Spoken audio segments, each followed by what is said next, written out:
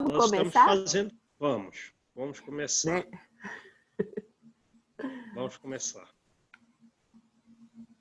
Amado Mestre Jesus, é com grande alegria, Pai, que estamos novamente reunidos em Teu nome para mais um estudo, Senhor, do Teu Evangelho, te pedindo que ilumines, Pai, o nosso facilitador, para que ele possa, Senhor, sempre nos explicar todas as Tuas mensagens retificadoras para os nossos espíritos.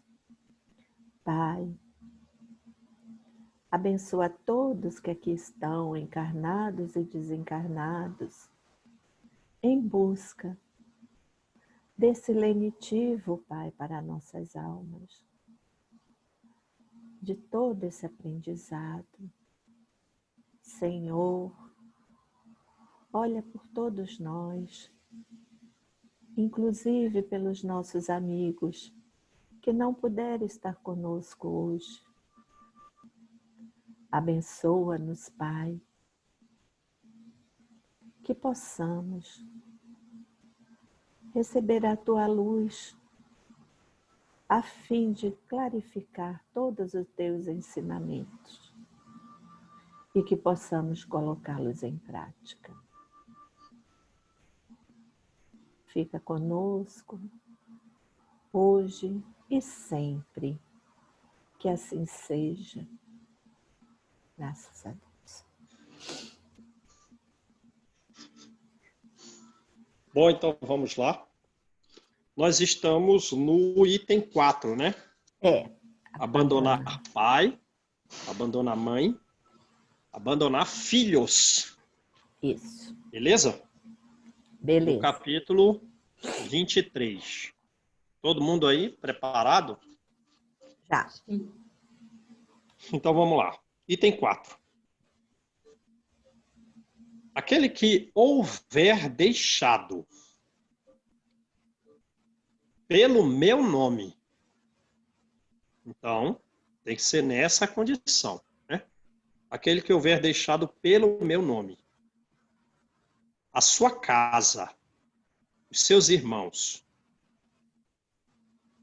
ou suas irmãs, ou seu pai, ou sua mãe, ou sua mulher, ou seus filhos, ou suas terras, receberá pelo cêntuplo de tudo isso. Receberá 100 vezes, né? E terá por herança a vida eterna, né? E você vai ficar eternamente conseguindo retornar após as reencarnações a colônias espirituais superiores. E depois de um tempo, você nem precisa mais reencarnar. Mateus 19, 29. Item 5. Então disse Pedro, disse-lhe a Jesus, né? Pedro, quanto a nós, vês que tudo deixamos e te seguimos. Jesus lhe observou. Digo-vos em verdade que ninguém deixará pelo reino de Deus, sua casa, ou seu pai, ou sua mãe,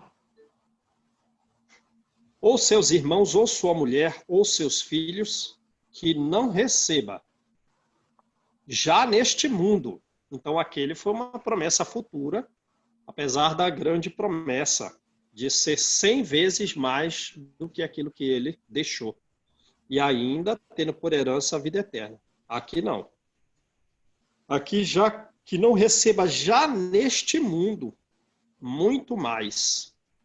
E no século vindouro, a vida eterna.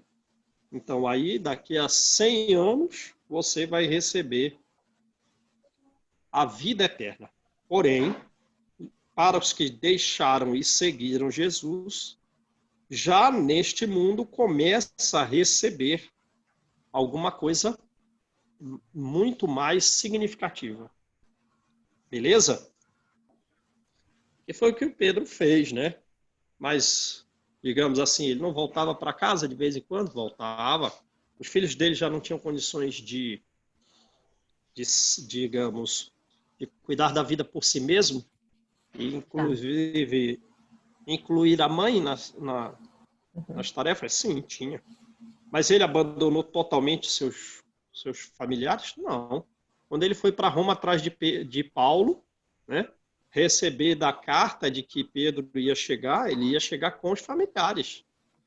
Ia chegar com os familiares. Então, ele sempre retornava, dormia na casa do Pedro, em Cafarnaum, né? Mas, digamos, ele deixou a pesca, deixou muitas vezes a sua tarefa, exercendo uma vez ou outra e tal. E 6. Disse-lhe outro: Senhor, eu te seguirei, mas permite que antes, primeiro, eu disponha do que tenho em casa, né? Eu venda as minhas coisas. Jesus lhe respondeu: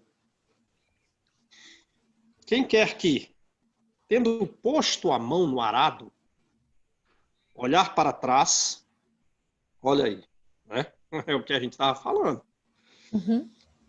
Quem quer que, tendo posto a mão no arado, olhar para trás, não está apto para o reino de Deus.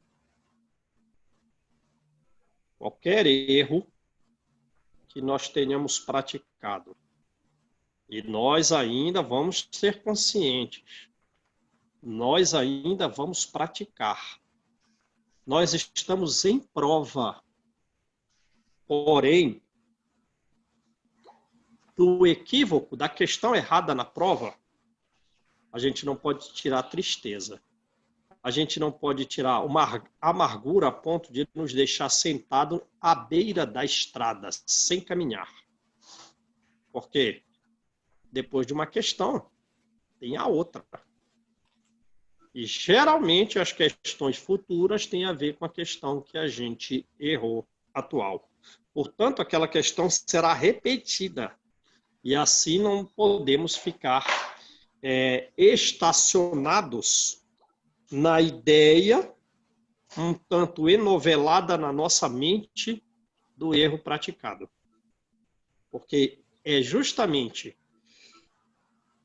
o enovelamento no próprio raciocínio vinculado a erro que nós praticamos que não nos permitirá estarmos aptos para entrar numa boa colônia espiritual. Se a gente se enovelar nos próprios pensamentos, ou depois de um tempo, você até pode ir para uma boa colônia espiritual, mas lá você fica, muitas delas, sem condição de saber nem onde está, sem condição de receber o auxílio adequado da espiritualidade superior, porque não basta que nós queiramos estar numa boa colônia espiritual. A gente quer também, digamos assim, fruir das maravilhas que tem numa colônia espiritual boa. Mas se a gente se enovela nos pensamentos equivocados, a gente pode nem entrar. Ou se entrar, fica lá recebendo tratamento totalmente alienado do que se passa à sua volta, porque nós estamos fechados em nós mesmos. Alguém ia falar alguma coisa aí? Quem ia perguntar alguma coisa? Ou não? Não. Não, né? Não. Então tá, então vamos lá.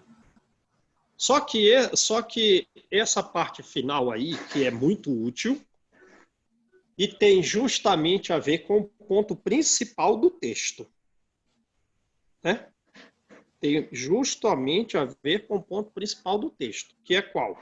O que mais, digamos assim, parece estranho, já que estamos estudando a estranha moral, é o ponto em que nós temos que deixar por Jesus os nossos familiares. Deixar a casa, deixar a terra, tudo bem, né? Porque a gente tem que trocar, digamos assim, os bens do mundo pelos bens da vida eterna, correto? Só que Correto. você vai deixar a sua casa? Pensa bem. Você vai deixar a sua terra? Ora, mas aí a gente cai naquele capítulo anterior, que não lembro qual é o capítulo. Então a gente vai doar tudo que a gente tem para virarmos um mendigo? Ora, quem vira um mendigo, vira um peso social. E ninguém pode achar que deve ser um peso social. Então aquela ideia de Jesus dar tudo para os pobres, a gente tem que ver que é um estilo literário que não pode ser cumprido ao pé da letra. Correto? Não Correto. pode ser cumprido ao pé da letra, porque a gente vai virar um peso para a sociedade, sendo um mendigo social, não. Tem que ter sabedoria na doação, não é isso? Uhum. Então, aqui, essa doação com relação à casa e às terras, a gente já compreende que está relativo ao vou deixar reticências no ar aí. Como é que é? As casas Como e tem as aí, famílias. né? Deixar a casa e a terra, e as terras, para receber a vida eterna, para receber os bens espirituais. Deixar os Deixar bens a terrenos vida, para... deixar o material, né? O materialismo. Então, isso não é assim, vou deixar aqui a minha casa e vou onde? Morar na rua? Não.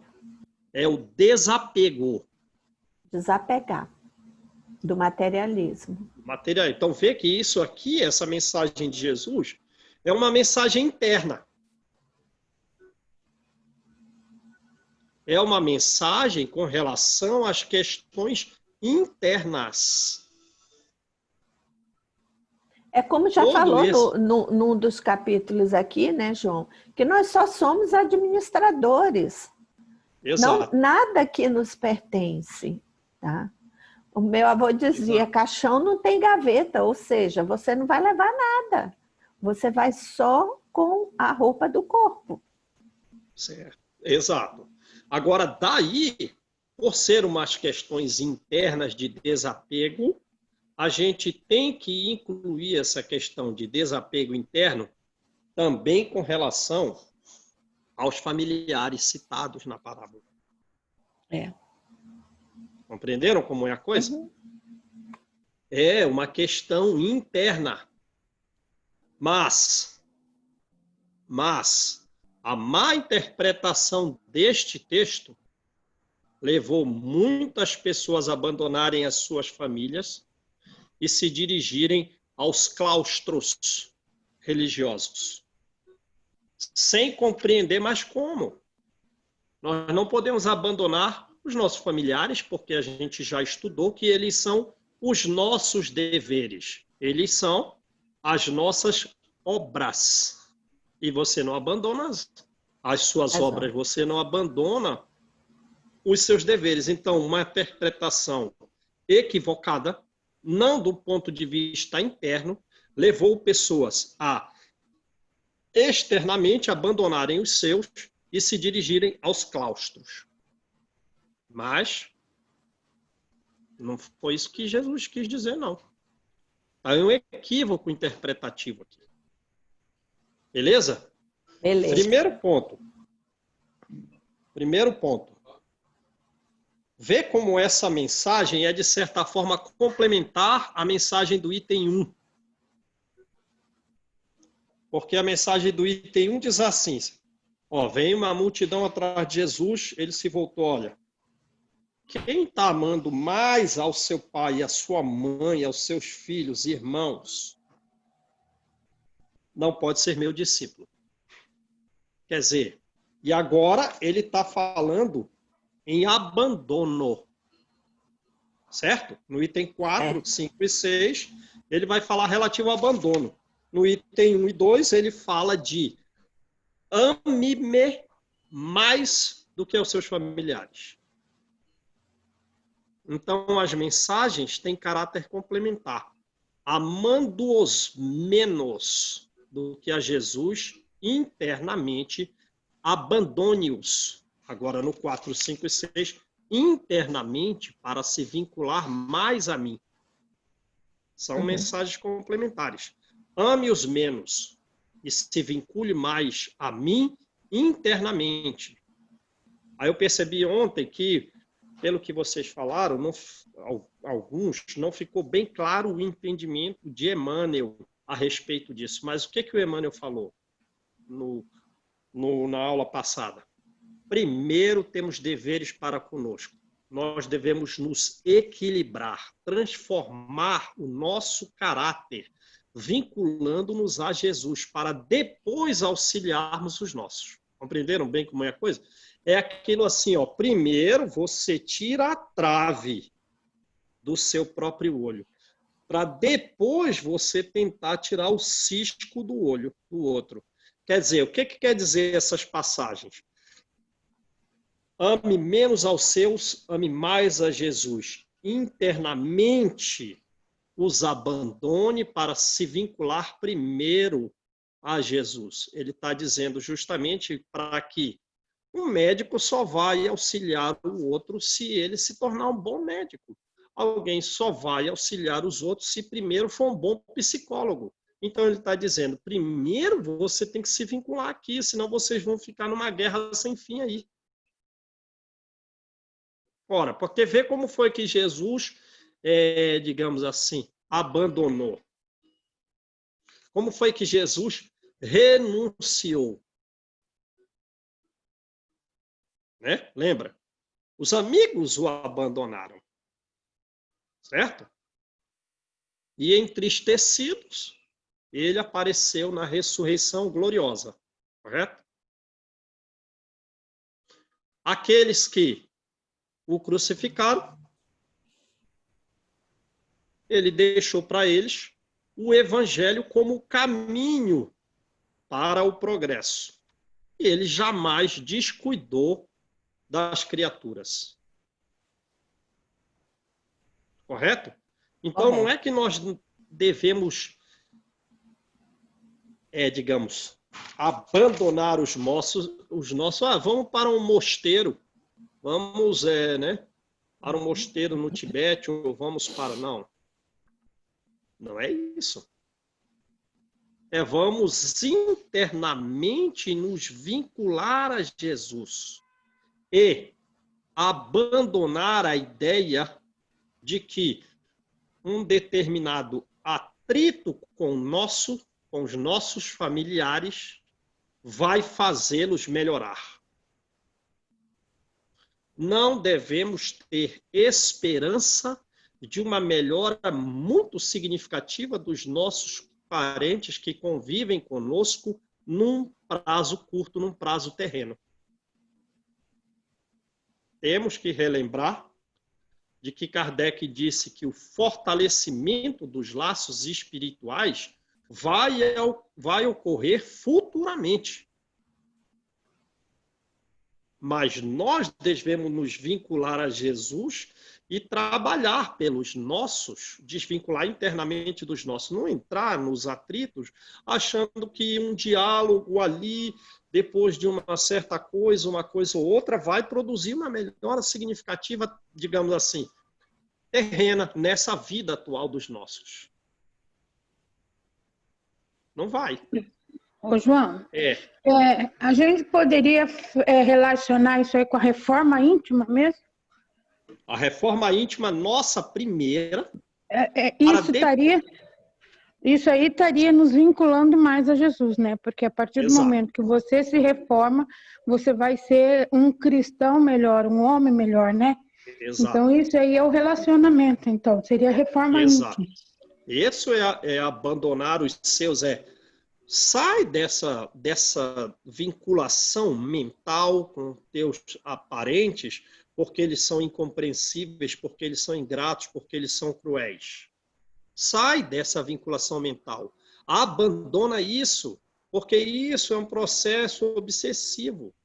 Você tem que se vincular a mim para que você tenha sabedoria num processo de transformação longo dos seus parentes, porque essa afinidade, essa similitude, esse aperfeiçoamento, vamos nas palavras kardecianas, esse aperfeiçoamento dos laços materiais não vai se dar em curto prazo. Isso vai se dar no futuro, em vidas futuras. Talvez nem após essa vida de uma forma imediata. Então, esse abandono é interno. O que você está fazendo? Por que você está dizendo isso para os seus parentes? O que você está fazendo? Porque você está gastando... Você dorme 8 horas. E o outro intervalo de tempo do dia, 2/3 do prazo, 16 horas, você está vinculado à sua mãe, à sua mulher, aos seus filhos, pensando aí nas suas terras, pensando aí nas suas casas, nos seus irmãos. Você está aí num atrito mental. Abandona isso. Abandona isso, porque primeiro você se vincula a mim. Depois você vai, vamos usar a palavra da Deise, reformando-te intimamente por vincular-te a mim, você estará mais apto de trabalhar num prazo que não é o que você não carrega, num prazo curto, de uma esperança curta, de que eles sejam similares, que eles absorvam alguma coisa do evangelho em curto prazo. Entenderam o que ele está falando aqui? Eu já me convenci de que eu vou ter que retornar com todo mundo aqui, numa boa, entendeu? Estou preparada para isso. Porque eu vejo assim, pouco dos meus familiares, né, se interessam. Você conversa, você fala, você dá o exemplo ali, tudo, mas... parece assim que você está chovendo no concreto, não penetra, sabe? Mas estou lançando a semente. Sim. Entendeu? Lanço ali tudo, aí até acho que foi domingo ou sábado que eu conversando com meu irmão. Aí eu falei para ele, né? Eu digo, nós vamos ter, já sei que nós vamos ter que voltar todos nós e tudo, porque eu estou jogando a semente, mas vocês não estão pegando, né? Aí ele fica na brincadeira e tal. Então, quer dizer, eu sei que aquela semente não vai frutificar nessa agora, não vai florir, entendeu? Não vai lançar frutos, tá? Por enquanto ainda está a figueira seca. Não dá fruto, não. Mas vamos lá, né? Já estou convencida de que eu tenho que voltar bonitinho com todo mundo. Ai, isso aí. É isso aí. É isso. A gente tem que... É o que eu falo assim, né? Eu digo assim, olha, deixa eu ser feliz aqui, eu fico... eu pego, venho para cá, fico aqui na mesa assistindo minhas palestras aqui, vou lendo os livros, vou interagindo com uma coisa, com outra, sabe? Eu vou fazendo isso. Todo mundo está vendo aqui de casa, né? A minha filha chega e diz assim, ai, mãe, acho tão bonito que você faz, de ajudar as pessoas e tudo, mas está lá dentro do quarto dela. Cadê? Mas tá vendo o exemplo, né? Aí, às vezes, ela chega e diz assim, eu vou com você. Né? Mas isso, assim, é coisa rara, mas pelo menos uma vezinha ela vai, sabe? Começa a chegar, né? Então, quem sabe futuramente, né? Eu mesmo, assim, eu sempre pratiquei. A questão da caridade eu sempre pratiquei. Mas eu vim mesmo estudar o Espiritismo de 5 anos para cá, que eu estudo, né? Então, quer dizer, eu também não posso exigir dela agora, né, o que eu não dei anteriormente. E estou dando agora. Então, quem sabe? Estou lançando a semente. É isso aí. Porque pensa bem, às vezes a gente está lá com o nosso familiar. Não sei, qualquer um dos familiares. Aí tem um atrito. Pronto, beleza. O atrito durou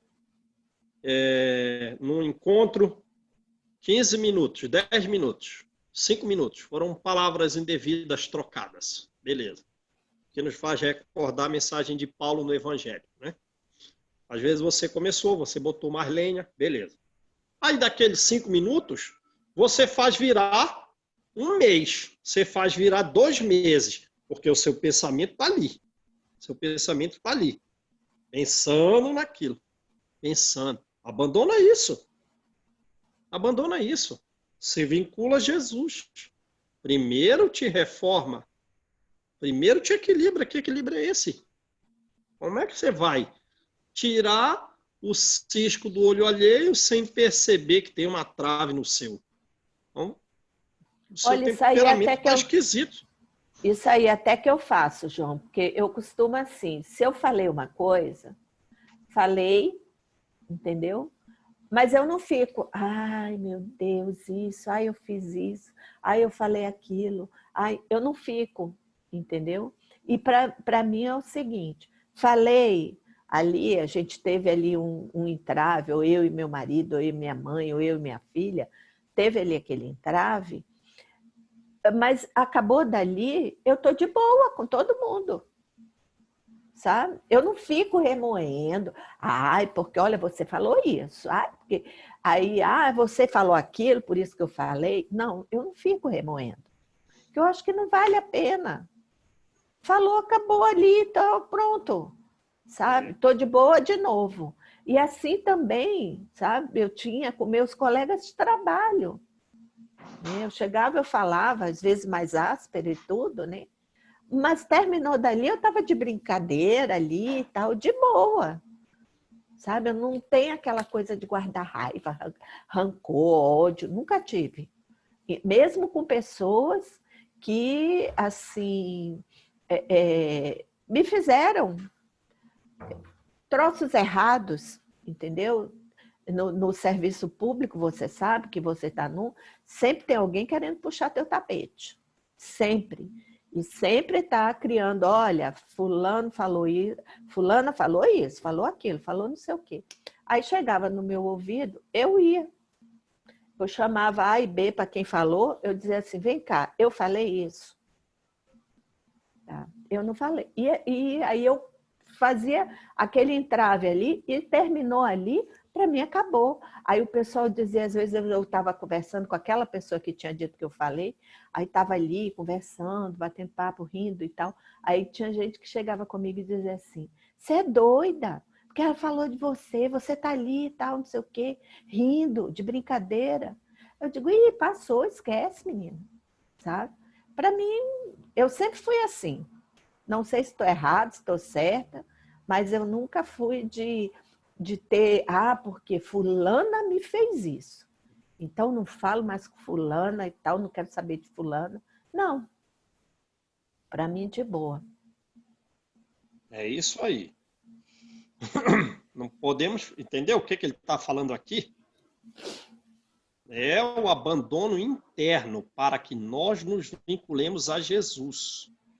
Para que assim, desta forma, vinculados a Jesus, possamos, com sabedoria e sem se contaminar, trabalhar pelos nossos, que são os nossos deveres, num prazo significativo.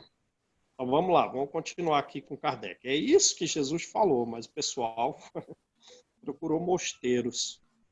Sem discutir as palavras, deve-se aqui procurar o pensamento que era evidentemente este. Quais? Os interesses da vida futura prevalecem sobre todos os interesses e sobre todas as considerações humanas. Então, Kardec já botou no lato sensu, né? Botou de forma ampla. Olha, antes de tudo, mantém na mente elevados os interesses da vida futura e não os interesses humanos e as considerações humanas.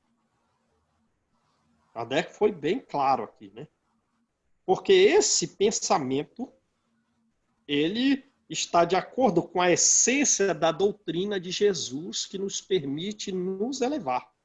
Ao passo que a ideia de uma renunciação à família, fisicamente, seria a negação dessa doutrina. Então, o que Kardec está falando? Justamente é no mundo interno. Você internamente tem que manter os interesses da vida futura acima dos interesses e considerações terrenos. E isso é da essência da doutrina do Cristo.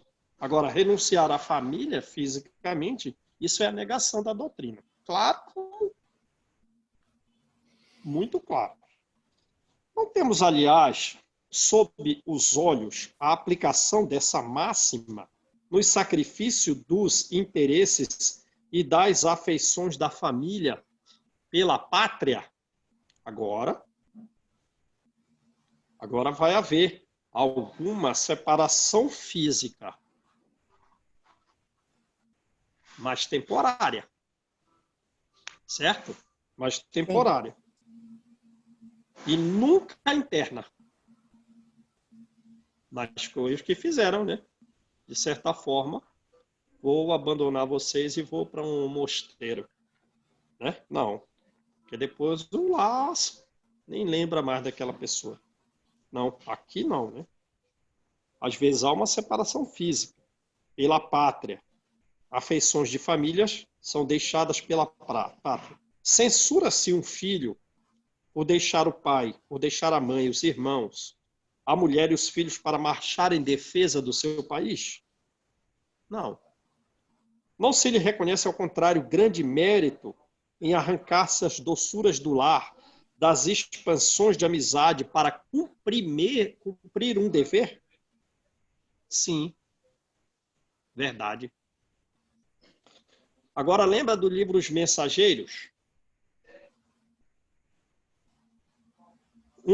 O senhor Alfredo era casado com Ismalha aqui na Terra. Ela era um espírito desde a Terra muito elevado.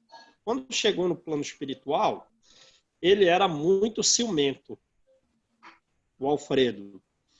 E um amigo dele, um amigo do Alfredo, digamos assim, buscava cortejar a esposa do próprio Alfredo. Mas ela, a Ismalha, nunca caiu. Mas só pelo fato do cortejar do amigo, ele imaginou, Alfredo inferiu que realmente a esposa estava, digamos assim, cometendo adultério. Então, ele fez todo aquele alvoroço no lar. E aí, quando chegou no plano espiritual, ainda assim a Ismalha queria ficar com ele na região Campos de Paz, inferior, porque o Alfredo não teve um bom comportamento com relação a essas questões de ciúme. E ela era muito elevada, mas os espíritos superiores disseram para ele, tu não tem que ficar aqui, porque se você ficar aqui, você contribui para o estacionamento dele interno. Você tem que morar lá no plano espiritual elevado, ao qual corresponde ao teu nível evolutivo, e que ele, então, terá por princípio profundo da alma a necessidade de se esforçar para chegar aonde você está. Você pode visitá-lo com alguma frequência, mas ele tem que constantemente desejar modificar-se para vir ter contigo.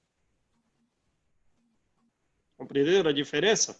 Uhum. Esse princípio aí que envolve um pouco de separação efetiva com visitas periódicas, inclui também nessa passagem de Jesus de abandono de pai, de mãe e filho. Porque os mais elevados ficam lá. E os menos elevados da família passam a desejar modificar-se internamente para estar num bom lugar. Enquanto que a permanência constante dos elevados junto aos inferiores não produz tal fruto. Então, de certa forma, fica um pouco mais literal a ideia aqui. Então, vamos lá. É como a Malu falou, eu vou fazer a caridade. Com alguma frequência, os familiares têm interesse de ir. Então vamos. Então vamos. Não se reconhece, ao contrário, grande mérito em arrancar as doçuras do lar, da expansão da amizade para cumprir o dever? Sim, para cumprir o dever. Então eu deixo minha casa aqui, eu vou com alguma frequência dar aula de caridade, fazer estudos na casa espírita. Há, pois, deveres que se sobrepõem a outros deveres. A lei não impõe à filha a obrigação de deixar o pai para acompanhar o esposo? Sim. Mas a filha vai, não pode telefonar, não pode mandar uma videochamada, não pode frequentar a casa? Pode. Multiplica-se no mundo os casos em que são necessárias as mais penosas separações. Entretanto, nem por isso as afeições se rompem. O afastamento não diminui o respeito, não diminui a solicitude do filho para com os pais, não diminui a ternura dos pais em relação aos filhos. Vê-se, portanto, que, mesmo tomada ao pé da letra, excetuando-se o termo odiar, né? E como nós estudamos na vez passada, na aula passada, a gente tem que interpretar como amar menos. Aquelas palavras não seriam uma negação do mandamento que prescreve ao homem honrar ao seu pai e à sua mãe, nem do afeto paternal. Então, a ideia é essa, internamente uma melhoria nossa, porque nós temos por dever honrar. Desligou teu microfone, João. Com mais forte razão, não seriam se tomados segundo o Espírito. Elas tinham por objetivo mostrar aquelas palavras através de uma hipérbole. O que é uma hipérbole? Todo mundo lembra aí? Do ensino médio? Figuras de linguagem, figuras de não sei o quê. Né? É o recurso estilístico do exagero. Né? É o recurso estilístico de exagerar a coisa.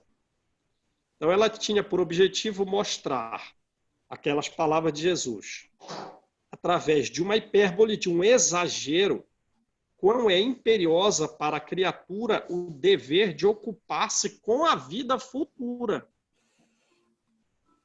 Então, mantém o pensamento ocupado com a vida futura. E pelo recurso estilístico do exagero, da hipérbole, é que foi necessário marcar aquelas almas então atrasadas. Né? Aliás, tais palavras deviam ser pouco chocantes para um povo e numa época em que, como consequência dos costumes, os laços de família tinham menos força do que no seio de uma civilização moral mais adiantada. Né? Os laços atuais são mais fortes. Esses laços mais fracos nos povos primitivos fortalecem-se com o desenvolvimento da sensibilidade, com o desenvolvimento do senso moral.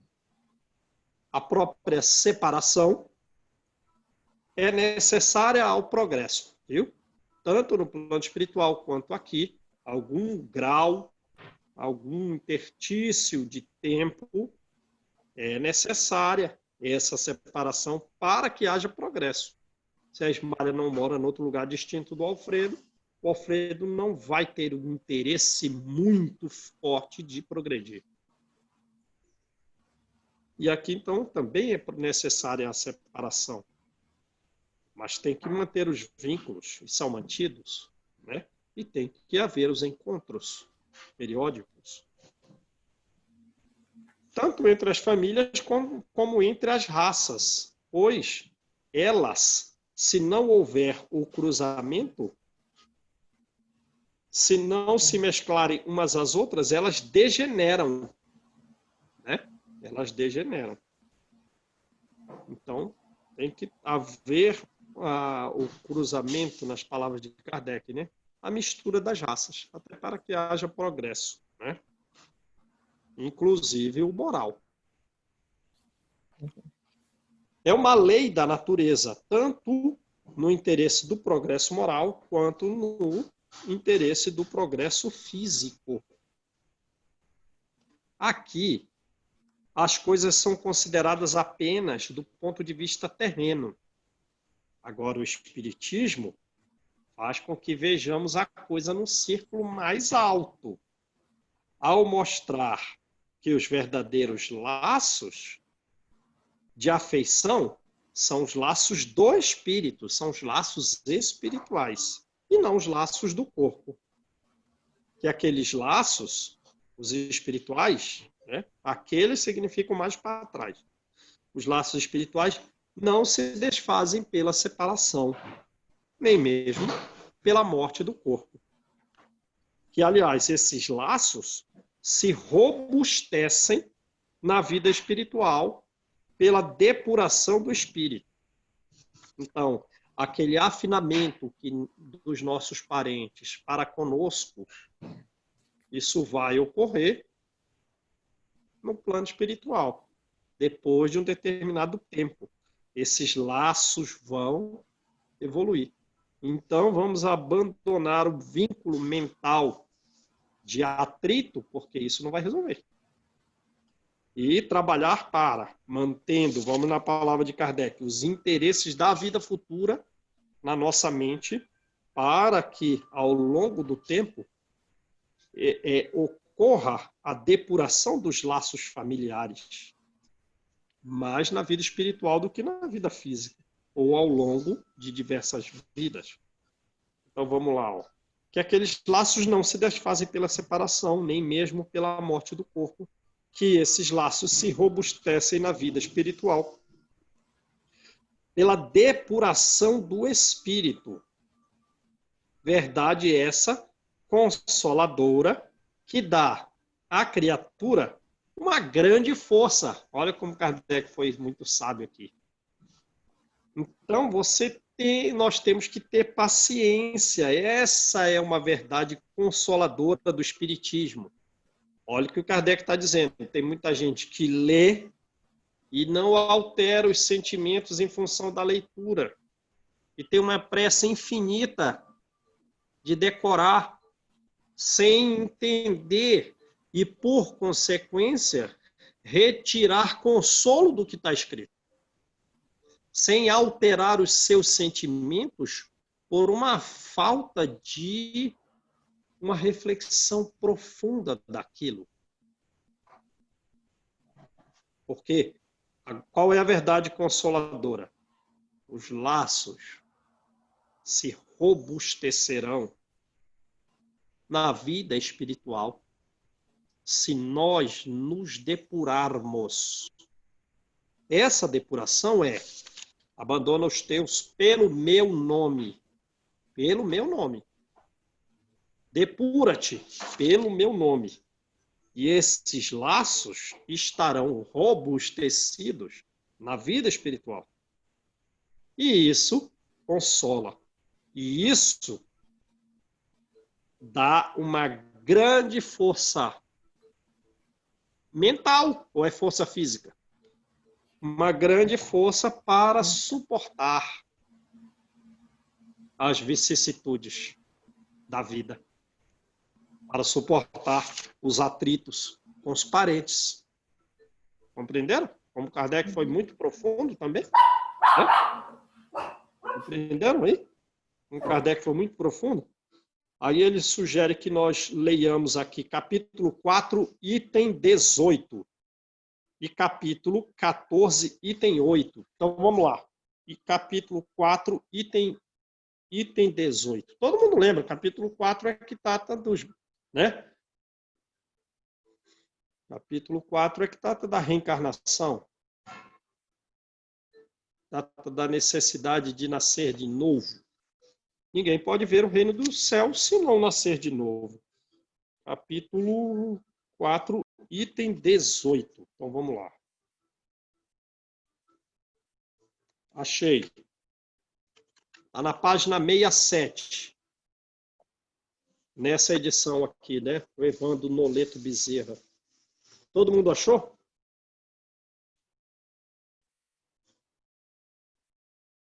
Já podemos? Então, vamos lá. A reencarnação fortalece os laços de família, ao passo que a unicidade da existência os desfaz. Os laços, como a gente já estudou isso aqui, a gente vai fazer só uma recordação, certo? Os laços de família não sofrem destruição alguma com a reencarnação, como pensam certas pessoas. Ao contrário, esses laços tornam-se mais fortalecidos e mais apertados. O princípio oposto, qual? De uma vida única, sim, os destrói. No espaço, os espíritos formam grupos ou formam famílias, unidos pela afeição, unidos pela simpatia, unidos pela semelhança de inclinações, percebem? Então, é nesse momento que os nossos parentes estarão algo mais assemelhados às nossas inclinações. E não vai ser aqui. Felizes por estarem juntos, esses espíritos se buscam uns aos outros. Nós, sim, nós aqui desse grupo, somos uma família espiritual, às vezes mais unidas pelos laços, espirituais do que muitos parentes nossos. Concordam ou não? Nós vamos nos buscar. Os laços com os parentes atuais se fortalecerão, mas os nossos já estão unidos. Às vezes nós vamos todos para uma mesma coluna espiritual. A encarnação apenas os separa momentaneamente, porque ao regressarem à erraticidade, reúnem-se novamente como amigos que voltam de uma longa viagem. Muitas vezes esses amigos até seguem juntos numa mesma encarnação, vindo aqui reunir-se numa mesma família ou no mesmo círculo, a fim de trabalharem pelo seu mútuo adiantamento. Se uns encarnam, outros não, nem por isso deixam de estar unidos pelo pensamento. Os que estão livres, sem estarem reencarnados, estão livres, velam pelos que se acham em cativeiro. Os mais adiantados se esforçam por fazer que os retardatários progridam. Aí, ó, tem alguns espíritos trabalhando por nós aí, ó. Pelo amor de Deus, João, seu retardatário, acelera esse passo, João. Após cada existência, deram mais um passo no caminho da perfeição. Cada vez menos apegados à matéria, seu afeto é mais vivo, justamente por ser mais depurado. E não ser perturbado pelo egoísmo, nem pelas sombras das paixões. Podem, portanto, percorrer assim ilimitado número de existências corpóreas sem que nenhum golpe fira a estima mútua que os liga. Fique bem claro que aqui se trata de afeição real, afeição de alma a alma, única que sobrevive à destruição do corpo. Porque os seres neste mundo que se unem apenas pelos sentidos, aí acabamos de estudar, né, o capítulo relativo ao divórcio, não separeis o que Deus juntou, mas se estão unidos só pelo sentido, essa separação já existe de fato. Apenas o divórcio vem concretizar o que, vem legalizar o que de fato já está separado.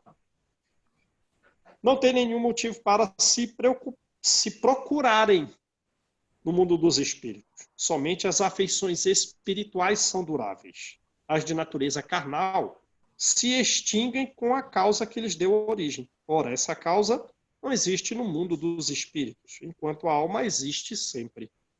Quanto às pessoas que se unem exclusivamente por motivo de interesse, essas realmente nada são umas para as outras. A morte as separa no céu e na terra. Beleza? Então, sem pressa, a vinculação, o fortalecimento dos laços espirituais com os parentes se dará em alguma vida futura ou após essa vida. E o nosso bom comportamento, vinculando com Jesus atualmente, acelera esse processo. Porque servimos de exemplo. Capítulo 14, item 8. Parentela corpórea e parentela espiritual. Honrai vosso pai e vossa mãe. Página 195. Todo mundo achou? Sim.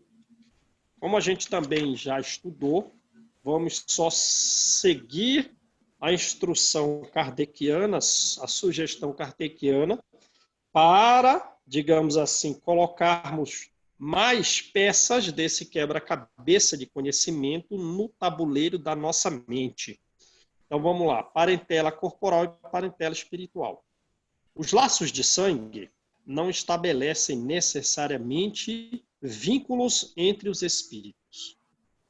O corpo procede do corpo, mas o espírito não procede do espírito, porque o espírito já existia antes da formação do corpo. Não é o pai que cria o espírito de seu filho, apenas lhe fornece o invólucro corpóreo, o corpo, cumprindo-lhe, no entanto, ao pai auxiliar o desenvolvimento intelectual e moral do filho para fazê-lo progredir. Aí, né? E para fazer esse desenvolvimento intelecto moral do filho, razoável que nós, os pais, nos tenhamos, digamos assim, nos vinculado a Jesus. Amar mais a Jesus para cumprir melhor esse dever. Os espíritos que encarnam numa mesma família, sobretudo parentes próximos, são, na maioria das vezes, espíritos simpáticos ligados por relações anteriores, que se traduzem essa simpatia por uma afeição recíproca na vida atual, na vida terrena. Mas também pode acontecer que sejam completamente estranhos uns aos outros. Estranho, né? Ou pior, dividido por antipatias. Igualmente, essas antipatias são anteriores, que se expressam na Terra por um mútuo antagonismo, a fim de lhe servir de provação. Mas se a gente se vincular a Jesus, o antagonismo passa a ser de direção única e não mútuo, certo? Os verdadeiros laços de família não são, pois, os laços de consanguinidade, sim os laços de simpatia, os laços de comunhão de pensamentos. Ora, vamos querer que os nossos parentes nos acompanhem a todos os estudos que vamos querer que nossos parentes se dediquem às obras de caridade nos bairros periféricos, como nós fazemos? Não, não tem comunhão de pensamento. Vai ter no futuro. E esse futuro chega mais rápido a depender do meu vínculo atual com Jesus. Né? Então, os verdadeiros laços de família não são os de consanguinidade, sim os de simpatia, de comunhão de pensamentos, que prendem os espíritos, essa comunhão de pensamentos, antes, durante e depois de suas encarnações. Consequentemente, dois seres, nascidos de pais diferentes, podem ser mais irmãos pelo espírito do que o fossem pelo sangue. Verdade ou não? Não é mais ou menos o que acontece entre nós e as nossas famílias? Verdade. E alguns dos nossos familiares? Nós nos atraímos, nós nos buscamos, nós sentimos prazer quando estamos juntos. Ao passo que dois irmãos consanguíneos podem repelir-se conforme se vê todos os dias. Não é da época de Kardec, é da época de hoje. Alguns irmãos aí, ó, pelo amor de Deus. Né? Eis um problema moral que só o Espiritismo podia resolver. Como? Pela pluralidade das existências. Após duas famílias, duas espécies de famílias, a família dos laços espirituais, a família dos laços corpóreos. As primeiras, a dos laços espirituais, são famílias duráveis, que se fortalecem pela purificação, perpetuando-se no mundo dos espíritos através de várias migrações da alma. As segundas, dos laços materiais, dos laços corpóreos, são frágeis como a matéria, se extinguem com o tempo e muitas vezes se dissolvem moralmente já na existência atual. Foi o que Jesus que tornou compreensível, dizendo de seus discípulos: aqui está a minha mãe, aqui está meus irmãos, isto é, aqui está a minha família espiritual. minha família pelo laço do Espírito, pois todo aquele que faz a vontade de meu Pai está nos céus, esse é meu irmão, minha irmã e minha mãe. A hostilidade com que seus irmãos o tratavam, e não são irmãos, são primos, já estudamos isso, né? O tratavam, se acha claramente expressa no relato de Marcos, dizendo que era propósito deles se apoderarem do mestre sob o pretexto de que havia perdido o espírito. Né? Esse é o caso aqui de Tiago Menor, Judas Tadeu e Mateus Levi. E no início da doutrina, eles, vendo que os ensinos de Jesus poderiam levá-lo a correr risco, achavam que ele tinha perdido o espírito. Judas Tadeu, Tiago Menor e Mateus Levi. Esses três eram irmãos. E eles eram filhos de uma parenta de Maria. Mas como eram todos nazarenos, passavam por irmão de Jesus, mas na verdade são primos. E eles achavam que Jesus tinha perdido o espírito. Pelas coisas que ele ensinava, pelas coisas que ele fazia, vai dar problema. E até então com a intenção de protegê-lo. Né? Informado da chegada dos irmãos, mas todos esses, no futuro, caminharam melhor do que nesse momento aqui. Então, nesse momento, Jesus perdeu o espírito, Jesus está fora de si, Jesus está meio louco. Disseram os três, né? Mas, então, essa união com esses três se deu porque Jesus manteve o seu padrão elevado, unido, né, a Deus, para que esses três, no futuro viessem a comungar com ele em pensamento. Informado da chegada do irmão, conhecendo os sentimentos que nutriam a seu respeito, era natural que Jesus dissesse, referindo a seus discípulos do ponto de vista espiritual, não, esses aí por enquanto não são meus irmãos.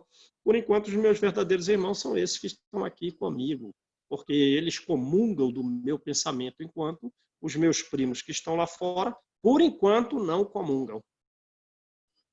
Então, por enquanto não são irmãos pelos laços espirituais. Então, assim também os nossos parentes, alguns físicos, por enquanto,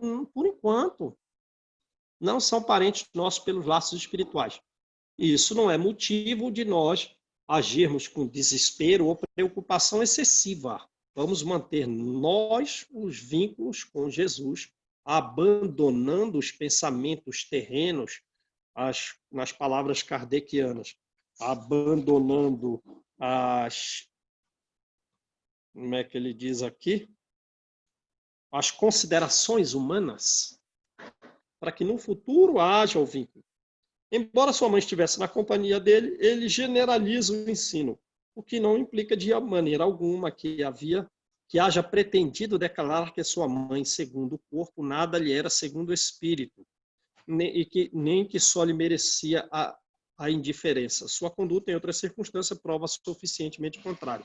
Mas a mãe também estava junto ali. Ela estava mais preocupada com o desfecho todo da situação em função do amor do filho, mas ela era um espírito muito elevado. Ela era de Sírios, né? Local mais elevado que os capelinos. E ela veio para ser a mãe de Jesus. O pai de Jesus também é de Sírios, conforme se pode ver no livro Espírito e Vida, da Febe. Assim como Zacarias e Isabel, os pais de João Batista, são de Sírios. Então, a mãe dele era muito elevada. Ele só generalizou o ensino, mas em função dos ouvintes. Mas a mãe era muito elevada. Beleza, gente? Maravilha? Entenderam tudo? Então, é a manutenção nossa do vínculo permanente com Jesus, abandonando os pensamentos humanos, abandonando as querelas familiares, os atritos mentais. Porque só assim, no futuro, nós podemos contribuir para o estreitamento dos laços, para que haja uma similitude de pensamentos, uma comunhão de pensamentos, como diz Allan Kardec, dos nossos para conosco. Beleza? Não baixe o padrão vibratório, porque isso não traz resultado. João, por exemplo, no capítulo anterior, e pegando agora, nós manter a sintonia e o certo distanciamento dos laços familiares, quando não há oportunidade de auxiliá-lo. Mas aproximar de Jesus é estar ligado a eles através da prece por eles. Porque, às vezes, a gente quer resolver um problema, auxiliar, quer fazer uma bondade, uma caridade, mas nem sempre a pessoa vai estar preparada para receber, porque ele está passando por dificuldade, por falta de conhecimento, de amor a Cristo, né? Então, o que a gente pode auxiliá-lo é através da prece, fazer o evangelho, para a pessoa aproximar de Cristo através da autoajuda, da fraternidade. A prece é a maior força que existe, Estefânia. Ela resolve o que o diálogo não resolve. Depois o diálogo complementa. Mas a prece é algo muito forte. É o início, então, né? Então, é o princípio de tudo. Como a gente vê nas obras aí de André Luiz e também de Kardec no Livro dos Médiuns, ao falar que a oração melhora os aflitos, né? Que às vezes é bom a gente evocar até o espírito que não é elevado, porque a afeição e as orações que realizamos por eles é um serviço de caridade. Está lá no Livro dos Médiuns. Obviamente não vamos fazer nas nossas casas, né? Mas sim, a oração é muito uma força. E quanto eu entendo, quanto maior a dificuldade, maior é a prece, ligação em prece, para resolver o conflito que a gente até tem com essas pessoas, e com nossos, principalmente os nossos conflitos e os conflitos com eles, nos auxiliando e auxiliando eles por aí, né? É a prece mesmo. O atrito familiar não pode causar um abalo no nosso vínculo com Jesus. Emmanuel diz aqui, deve ser a bússola, o farol nas obscuridades que o rodeiam na existência passageira. A prece deve ser cultivada, não para que sejam revogadas as disposições da lei divina, mas a fim de que a coragem e a paciência inundem o coração de fortaleza nas lutas ásperas, porém necessárias. A alma, em se voltando para Deus, não deve ter em mente senão a humildade sincera na aceitação de sua vontade superior. Quer dizer, a gente está... Porque geralmente você busca prece quando você está num momento de dor, de aflição. Aí você se lembra de Deus. Aí você vai na prece, né? Então, quer dizer, você tem que ir sempre naquela humildade, né? De que aquela dor ali é necessária, né? E a gente tem que aceitar aquilo dali. Aceitar, porque esse atrito existe mesmo. E ele, como diz o livro Ação e Reação, amplia os nossos pensamentos e os nossos sentimentos. Não pode abalar. Não pode perder o vínculo. Esse é o ideal, né? Esse é o que a gente tem que buscar até que um dia consigamos. Exatamente. Beleza, gente? Orai, orai, orai. Orai, orai, É isso aí, E aguar a minha figueirinha também, né? Porque do jeito que tá, vocês vão ter que aguar a minha figueirinha para ver se ela dá fruto melhor. Ô, Deise, vamos ter que ver essa figueirinha aí cheia de florzinha branca já, hein? Tem que ser parentela espiritual, tem que ajudar os irmãos. Exatamente. Todos nós queremos pegar um fruto dessa figueira aí, hein, Deise? Se Deus quiser. Mas já está tendo frutos. A companhia da Deise já nos é muito agradável, né? Então. Todos contato nós, com né? ela que a gente A nossa tem família espiritual está aqui. o contato que a gente tem com ela agora, no período pandêmico, em continuidade dos encontros de segunda-feira, sempre foram super agradáveis. Então, Deise, você já está dando frutos positivos aí, beleza?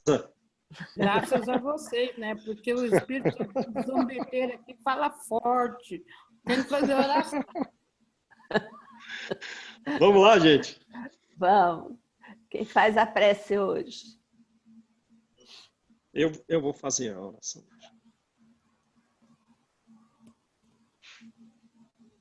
Mestre Jesus, aqui estamos, Senhor, reunidos em torno do Teu Evangelho. Parecemos, Jesus, muitas vezes como mariposas perdidas em torno dessa imensa lâmpada de conhecimento e luz, que é o Teu Evangelho que deseja nos encher de serenidade e paz. Mas ainda, Jesus, voejamos em torno dessa lâmpada sem muita direção,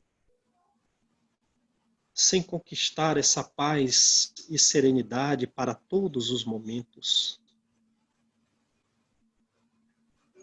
Seguimos, às vezes, estabenados, desvirtuados de uma rota que possa nos levar definitivamente até Ti e encher o nosso coração de uma paz que Tu sempre nos quis dar.